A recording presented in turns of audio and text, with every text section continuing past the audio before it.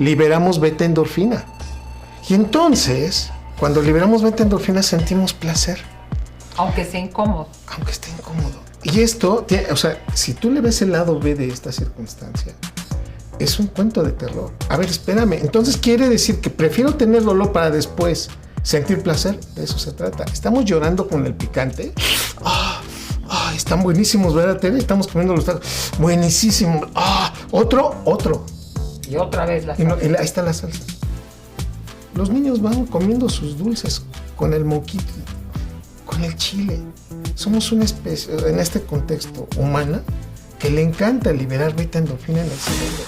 Esto es Entre Verdades y Verdadazos, el podcast original de Tere Díaz. Comenzamos.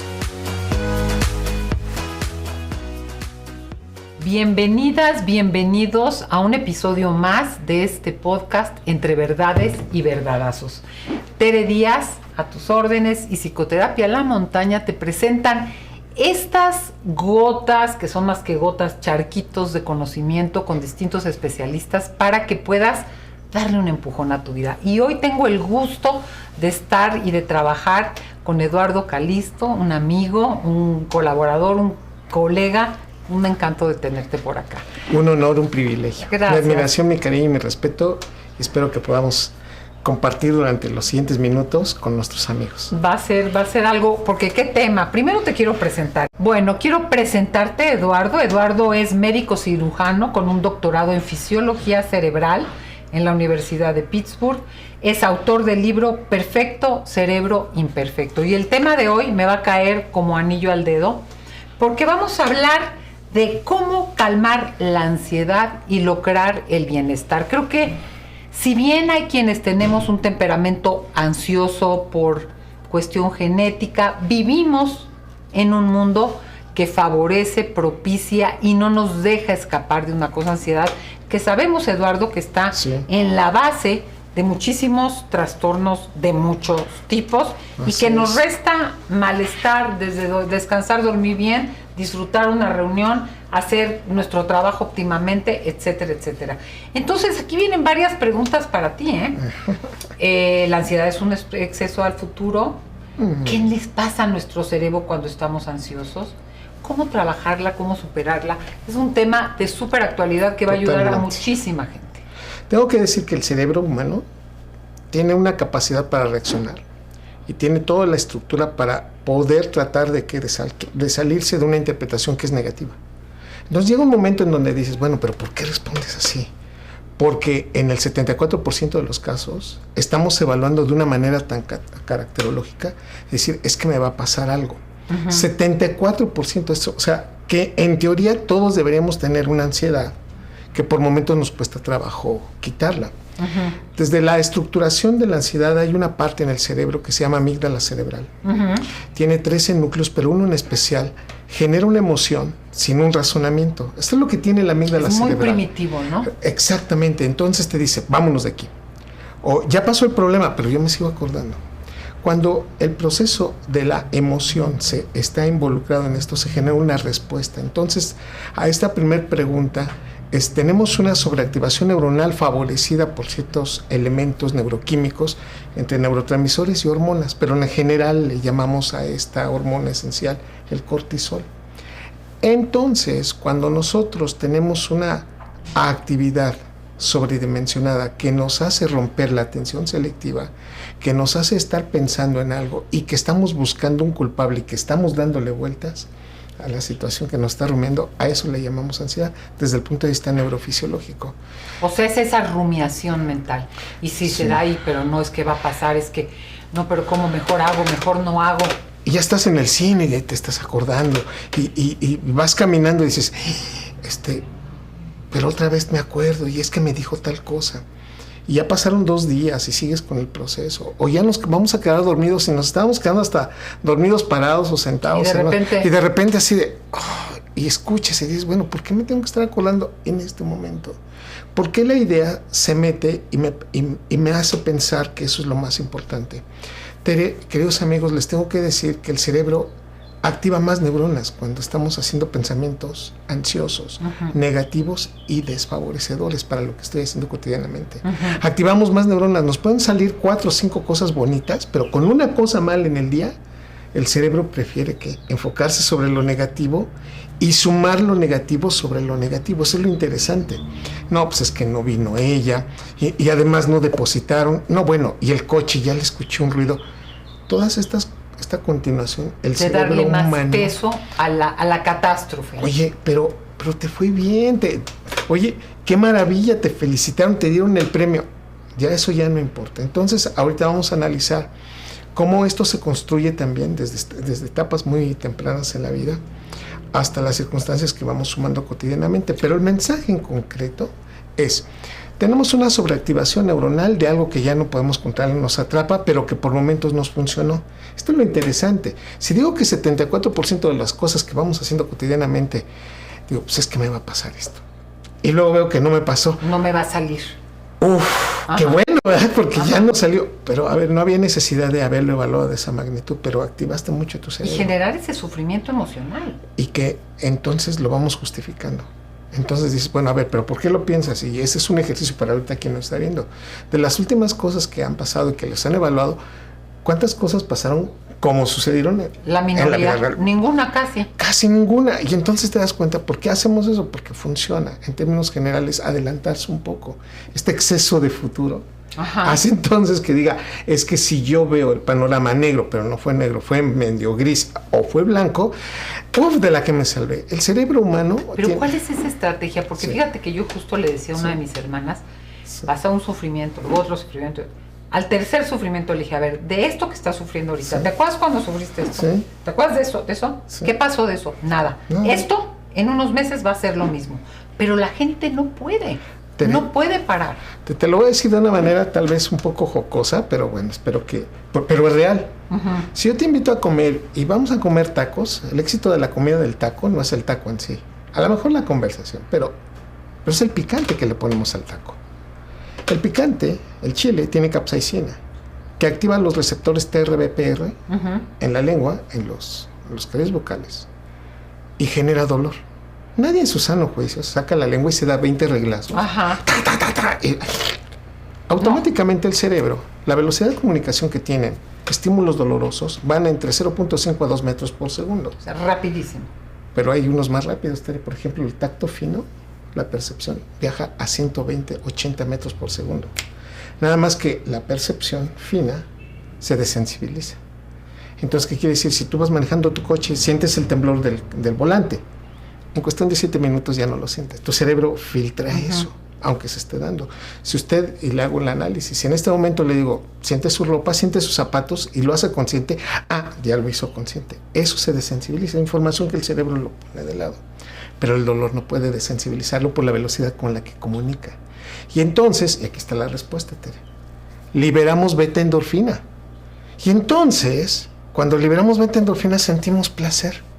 Aunque sea incómodo. Aunque esté incómodo. Y esto, o sea, si tú le ves el lado B de esta circunstancia, es un cuento de terror. A ver, espérame. Entonces quiere decir que prefiero tener dolor para después sentir placer. De eso se trata. Estamos llorando con el picante. Están buenísimos, ¿verdad, Tere? Estamos comiendo los tacos. Buenísimos. Otro. Y otra vez la salsa. Ahí está la salsa. Los niños van comiendo sus dulces con el moquito, con el chile. Somos una especie, en este contexto humana, que le encanta liberar beta-endorfina en el cerebro. Comemos picante desde que estamos pequeñitos hasta que ya estamos viejos. Somos una cultura asociada es una reacción química. Liberar endorfinas, que entonces tú dices, bueno, hay muchísimos ejemplos, no quiero ahondar mucho, pero bueno, es de dominio público que David Carradine, por ejemplo, un actor maravilloso, en especial a mí me encanta cómo actúa, murió, ¿no?, por un exceso en el cual se estaba él martirizando, pero se estaba masturbando, liberó endorfinas, el orgasmo fue tan intenso que se le pasó la mano y terminó muriendo, ¿no? Este proceso de liberación de endorfinas está atrás de muchos de los eventos que cotidianamente hacemos. Bueno, a ver, ¿por qué le lloras? Discúlpeme si toco fibras, ¿no? Vienes en tu coche, escuchas a José José, obras completas, ¿no? Qué triste fue decirnos adiós cuando nos adorábamos más, y te sale la lágrima porque te acuerdas de un ex, del ex, del ex. Y automáticamente dices, bueno, ¿qué necesidad tenía yo de estar llorando? En realidad, y lo voy a decir con mucho cuidado, tengo al experto aquí. Compañeros, cada vez que usted se acuerde de alguien, siempre va a estar con nosotros. Nada más que el significado que le otorgamos es dependiendo del concepto neuroquímico que se encuentre. Entonces hay ex que nos van a seguir doliendo y van a liberarnos endorfina. Este es el proceso. Cuando a uno se adelanta al futuro, genera esa sensación de displacer. Pero cuando no pasa, se libera más endorfina. Y es la sensación grata. Cuando al cerebro tú le das elementos para sentirse cómodo, funciona. Cuando yo me meto al cine y veo una película de terror, digo, entiendo que es una película. Sí, pero ¿qué sufrir, cerebro. ¿Qué sufrir? Pero, iba a salir y esto, ¿no? Hay una película reciente, ¿no? El exorcista del Papa, ¿no? Y yo, a mí me daba risa porque, pues, a mí me divierte, o sea, estaba yo contento, pero quienes estaban a mi lado... Sufriendo. No, bueno, estaban sufriendo, se tapaban, se agachaban, y yo decía, bueno, es una película, ¿no? El cerebro, cuando sabe que tiene el control de las cosas, disfruta lo que tiene enfrente. Eso es natural, es cuando vas manejando y el coche lo tienes seguro, sabes qué es lo que tienes. Pero cuando el coche hace un movimiento que no, ahí sí, o bajas velocidad o te da cierto temor. El cerebro humano, cuando se siente seguro, disfruta el humor, el placer, pero también las zonas que son desplacenteras. Y es aquí el mensaje. Pero a ver, yo te pregunto algo, Eduardo. Entonces diríamos, a la gente le gusta sufrir. Lo voy a decir muy simple. 76% de la población en el mundo le gusta sufrir. Porque te voy a decir, yo de veras consulta a muchísima gente que no puede estar tranquila con la pareja, no puede estar atendiendo o trabajando con los hijos, está en un nuevo trabajo y esos retos le generan pavor, se pasma, sudoraciones de las manos, va a llegar a un lugar y está padeciendo antes. O sea, hay una cosa en donde de veras ni siquiera se conecta con los demás, por ese agobio, por ese, como esa sobrecarga, que yo digo, no sé si la estoy entendiendo como un fenómeno distinto, en el sentido de una estructura de carácter, y me muevo a lo mejor al territorio de los apegos, de mucha inseguridad, no me van a querer, me van a dejar, no soy buena para esto, y ya que es buena, ya pasó a que tiene que hacer el trabajo de no sé qué, y no va a poder descansar y no entiende y no encuentra el libro donde lo tiene que hacer. O sea, como una cosa que más que la descarga, que hace un sentido, ¿no? Que a lo mejor lo asocia hasta el nervio de subirte a una montaña rusa, que está sufriendo y luego ya viene esta cosa como muy química, pero ese estado permanente de vivir en un estado de alerta, con una inseguridad, con una respiración así, con una sensación que el tiempo no te da. ¿Cómo lo conectas con esto con que esta nos parte dices? Que estamos diciendo. O con esa... Esta primera descripción ha sido cómo tenemos nuestro cerebro, cómo libramos endorfina y cómo reaccionamos de acuerdo al estímulo y la interpretación que damos. Es la primera parte. Pero la segunda, y de nuevo, y aquí aclaro algo muy importante. Yo soy neurofisiólogo y yo, primero como médico y luego como científico, tengo que decir, no hay determinismos, pero vamos a hablar de lo que es más frecuente, o sea, una curva gaussiana, que es lo que se presenta más frecuente. Y lo que voy a decir es relativamente fuerte. Hay un artículo publicado en Frontiers Neuroscience, publicado en agosto del 2018. Es un artículo que se tardó casi 12 años en escribirse, imagínate nada más. Una de las conclusiones muy pertinentes que a mí, ya a partir ya de este año, ya es un clásico, o sea, acaba de salir hace 4 años, ya es un clásico. ¿En qué consiste? Luego me lo mandas por chat. No, por supuesto. Quiero decirles que ese análisis es el cerebro humano, las zonas que interpreta, que memoriza, que genera conductas, que hace toma de decisiones, se conectan entre los 7 y 14 años. Es un periodo crítico específico. Lo que te voy a contar es, una parte es el aprendizaje. O sea, cuando me dices, Eduardo, me estás hablando de neuroquímica, todos la tenemos, sí, unos más altos, sí. Pero ¿cómo está esto integrado? ¿Por qué hago cosas que me funcionan o le funcionan al cerebro? Porque las aprendemos. Una parte esencial de todo esto es que entre los 7 y 14 años, la amígdala cerebral conecta con el hipocampo, con el giro del cíngulo, con la corteza prefrontal. Entonces, la emoción la interpreto, la organizo y la proyecto. 7, 14 años. ¿Qué hace mi cerebro hoy de adulto? Tengo 53 años. ¿Qué hago mi cerebro hoy de adulto con respecto a qué? A lo que me pasó entre los 7 y 14 años. Y aquí está mi respuesta concreta. Si entre los 7 y 14 años en mi casa había violencia, de esta manera quiero que se hagan las cosas, ¿no? Y entonces, así identificabas que decías, así ponemos atención. Y todo el mundo, 7 a 14 años, ¿qué aprende el cerebro? Organiza un proceso de así se pone atención. Eso a veces nos distorsiona allá afuera y decimos, totalmente. Oye, pero ¿por qué habló así? O sea, ya se enojó. Todos interpretamos de acuerdo a cómo nos fue. 7 a 14 años, si hay violencia, se repite violencia y no se detecta la violencia. Entonces, conviven violentos con violentos y tú llegas a un sitio y dices, ¿Qué pasa aquí? ¿No? 7 a 14 años, se comunica el sitio que interpreta, ¿sí? Si en este momento digo, tú siempre has sido bien linda conmigo, te veo a los ojos y me mueves la cabeza y me dices que sí. Mi cerebro inmediatamente está detectando, se está interesando por la información. Pero si tú empezaras a decir, cuéntame, Eduardo, ¿no? Automáticamente esa misma área dice, pues no le interesa. Y luego te pregunto, ¿por qué estabas enojado? ¿Por qué estabas tan displicente? Yo, no, ¿cómo crees? No, mi cerebro en menos de 2 segundos interpreta los cambios en la cara de una persona y dice, estaba enojado, estaba contento, estaba dormido, etc. Esa área se llama giro del cíngulo. Entre 7 y 14 años se comunica. La amígdala cerebral, el giro del cíngulo y el sitio de las memorias, hipocampo. Entonces, todos tenemos un índice en la vida. Oye, ¿te acuerdas qué pasó cuando tenías 8 o 9 años? Sí, cuando cumpliste 15 años, claro. Y las partes más importantes de tus emociones están detectadas en un hipocampo con emoción, porque eso amplifica, la emoción amplifica los recuerdos. 7, 14 años están conectando todas esas áreas. Ese individuo que vivió violencia, no interpreta su violencia ni interpreta el de enfrente. Si hubo mentiras, ¿sí? Dile que no estoy, ¿no? Uh-huh. Pero papá, es al que le debes dinero, que no estoy, dile que no estoy. Esos mensajes, yo quiero que tú tengas lo que yo no tuve. Esos mensajes de interpretación son unas lápidas de comunicación y de integración. Cuando llegamos a los adultos, voy a poner nada más 2 ejemplos que lo menciona este artículo, ¿no? De Cassiers. Dice claramente, pues empezamos a tener el síndrome del impostor. No nos creemos nuestros logros. Oye, qué bien te está yendo. No, cualquiera lo habría hecho. Oye, no, pero eres exitoso, eres maravilloso. Bueno, pues tuve suerte. No construyen adecuadamente. Las partes de generadoras de dopamina, del placer, quedan disminuidas.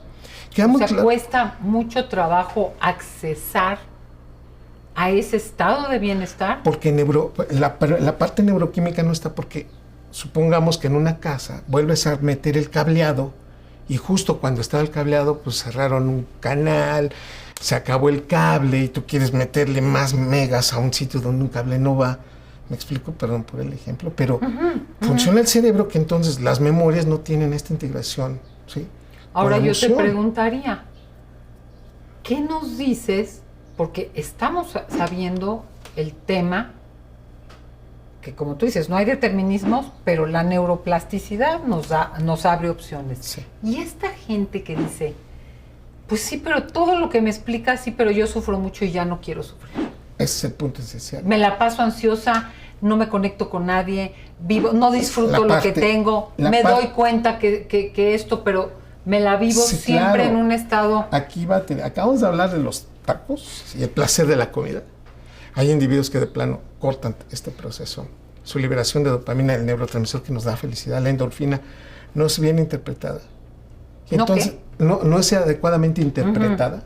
Y entonces pasamos por la vida diciendo, esto no pasa. Debemos entender que entre los 7 y 24 años es la tasa de mayor liberación de dopamina. Es cuando nos reímos de todo. Un individuo de 17 años se ríe 320 veces al día. Un individuo de 50 años se ríe 50, 85 veces al día. Le dicen, oye, ríete, ¿no? Y tú, pues es que esta porquería que es, ¿no? Sí, a tu edad yo ya trabajaba, ¿no? Sí. Entonces, no, en ¿qué le pasa? Uno, la tasa de liberación de dopamina disminuye con la edad. Ese es el pago de la factura de ser maduro. El cerebro exige más para reírse, ¿no? Pero por otro lado llevamos una cicatriz neuronal y esta es la conclusión de este artículo, que todos traemos, ¿sí? ¿Qué? Pues ¿qué pasó entre 7 y 14 años? Hay pocas cosas que podemos en este momento decir que son como como constantes en el cerebro. Y te voy a decir, bueno, la parte más inteligente de nuestro cerebro es esta. Esta región que está aquí arribita se llama corteza prefrontal. Izquierda y derecha. La derecha es más relacionada con análisis objetivos y la izquierda con lenguaje. Pero bueno, esta es la que te dice, eso está mal. Aquí están tus filtros. Aquí te dice, no le voy a mentar la madre a esta, aunque se lo merezca. No. Aunque se lo merezca. Sea políticamente correctos. Pero ¿dónde voy a estar en un año? ¿Qué voy a hacer? Corteza prefrontal. Te limita. Te hace social, te hace integrado. Esta corteza prefrontal, cuando hay una violencia, cuando hay violación, ¿sí?, se desconecta. Fíjate muy bien lo que te voy a contar. Y una estructura que comunica los dos hemisferios cerebrales se llama cuerpo calloso. Esta estructura, si hay lesión en la corteza prefrontal, por una situación de fue violentado, fue golpeado, fue humillado, la corteza prefrontal ¿qué? Se hace pequeña y el cuerpo calloso también se hace ¿qué? Y le cuesta la comunicación. Y entonces, pero aquí viene la parte esencial, la víctima, con el transcurso de la vida y del entorno social, se hace victimario. Porque empezamos a repetir muchos patrones de los que veíamos en casa, porque eso fue lo que me funcionó. Y entonces me empiezo a exigir y empiezo a pensar con la generación anterior que me obligaba a hacer como cierto tipo de cosas. Y dices, a ver, espérame, estás regañando a tus hijos como te regañaban a ti. Sí, estás haciendo lo que no querías. Todo lo que estás criticando y que te decían que lo haces igual. O al menos remasterizado. Estos individuos pasan con filtros distintos o con semejantes para que entonces en la vida cuando tú le dices, a ver, es que yo no puedo ser feliz, ¿sabes por qué? Porque me costó esto. Espérame, la pregunta sería, y lo digo abiertamente, ¿qué pasó entre los 7 y 14 años? Hoy ya tenemos esa evidencia neurofisiológica. A diferencia de lo que pasaba hace 10 años, decían, no, eso que está diciendo es pura ciencia ficción. Hoy ya lo puedes medir, hay resonancias magnéticas, hay PETs. Y yo te pregunto, ¿y si se hace una reinterpretación de esa etapa?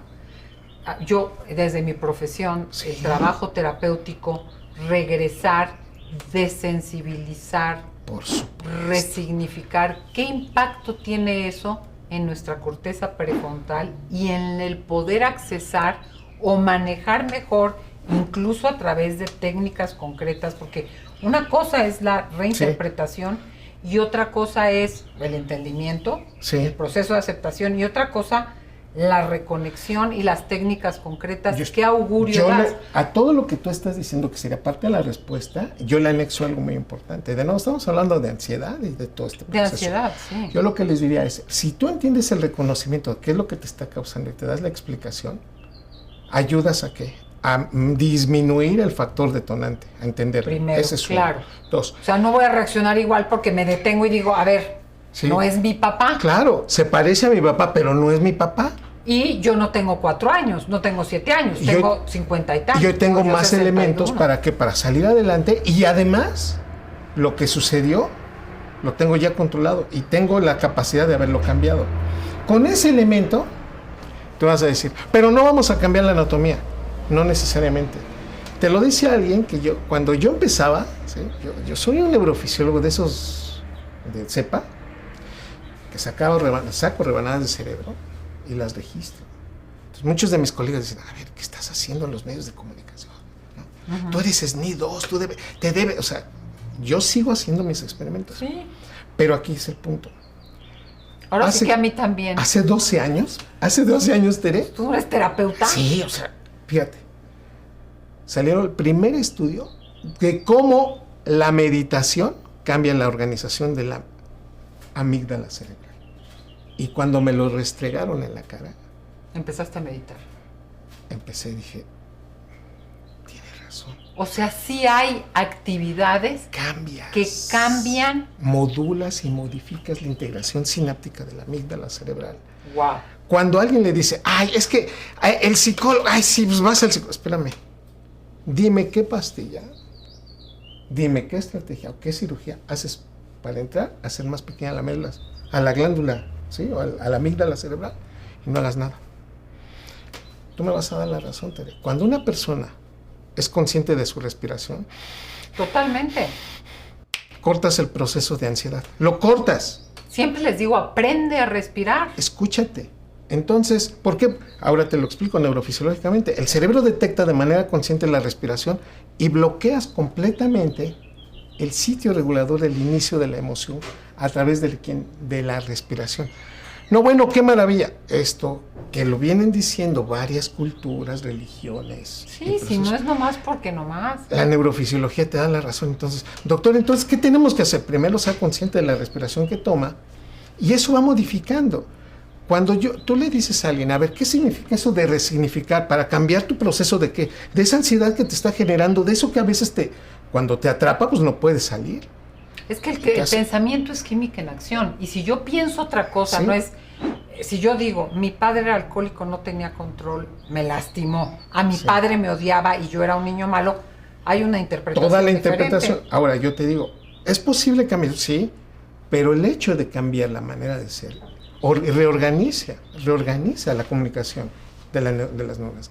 Esta corteza prefrontal tiene la maravilla de conectarse con la amígdala cerebral en cuestión de 21 a 28 días, dependiendo de la edad y también la fortaleza, la alimentación y todo lo que hace uno. Oye, ¿yo puedo cambiar? Sí, pero no cambio hoy así. Ayer fui con Tere, ayer fui con Tere, ya soy otro hombre. No, espérate. Para hacer un hábito. Pues es que sabes que la gente tiene que entender que el cambio es un evento, no es un evento, es un proceso. Que entonces se van reorganizando redes neuronales para alcanzar a la amígdala cerebral, a las masas intercaladas de la amígdala cerebral, cambian los filtros y empezamos a modificar. Y a tener un poco más de control, no sentirnos que nos arrolla y que no tenemos ni cómo meter las manos. Y ese es un ejercicio de poco a poco, Tere. Y entonces cuando ya llevo 3, 4 meses y digo, oye, me siento mucho mejor, puedo capturarlo, es más, ya sé dónde están mis detonantes, ¿no? ¿Quién me está desencadenando esto? Pues ya lo aprendiste. Bienvenido al mundo en donde la terapia sí funciona. Así que la próxima vez, si nos están viendo colegas, que le digan, ay, no, eso es magia. No, espérame. Es un aspecto neurofisiológico de reorganización y de lo maravilloso que entonces se representa cambiar estas historias. Cuando me dicen, entonces no tenemos futuro, porque te dicen, es que a mí me pegó, a mí me violaron, a mí me castigaron. No, espérame. Primero hágalo consciente y el ser responsable de... Sí, la verdad he cometido varios errores. Sí, la verdad me lastimaron demasiado. Sí traigo ahí ciertos elementos. La terapia sí me está ayudando. Sí va a ayudar. Es que mira, yo quisiera seguir hablando de esto, pero muchísimo, porque qué tema, pero nos dejas llenos de esperanza. Somos seres biológicos, pero somos también seres sociales. Y somos seres psicológicos. La biología está en la psicología incluye, todo va. Entonces, claro que hay un impacto en nuestro cerebro que nos condiciona a ciertas respuestas, pero claro que tenemos agencia personal para trabajar ahí. Y eso, va a ver, Eduardo, ¿dónde te pueden encontrar? ¿Dónde te pueden consultar? Porque creo que es interesantísimo. Vuélvenos a dar el nombre de tu libro. El perfecto cerebro imperfecto. Viene uno nuevo este año que se llama El lado B de las emociones. Wow. Eduardo Calixto en Facebook, doctor Eduardo Calixto en Instagram y @ecalixto en Twitter. Pues qué alegría que hayas estado con nosotros. Se abren muchos temas. Acuérdense, también síganos en Psicoterapia La Montaña. Aquí, siguiendo lo que nos dice Eduardo, trabajamos incluso el trauma. Trabajamos esas heridas tempranas que van configurando nuestras respuestas cerebrales, nuestra misma amígdala, y podemos tener acceso a técnicas y a entendimientos que modifiquen nuestra respuesta ansiosa, que modulen nuestra respuesta ansiosa. Entonces, búscanos en Psicoterapia La Montaña, por supuesto en Tere Díaz Sendra en Insta, Tere Díaz Psicoterapeuta, terediaz.com, porque encontrarán mucho. Eduardo, gracias por estar aquí. Espero que nos podamos volver a reunir. Un privilegio. Muchas gracias. Hasta aquí llegamos con Entre Verdades y Verdadazos, con Tere Díaz. Nos escuchamos en el próximo capítulo.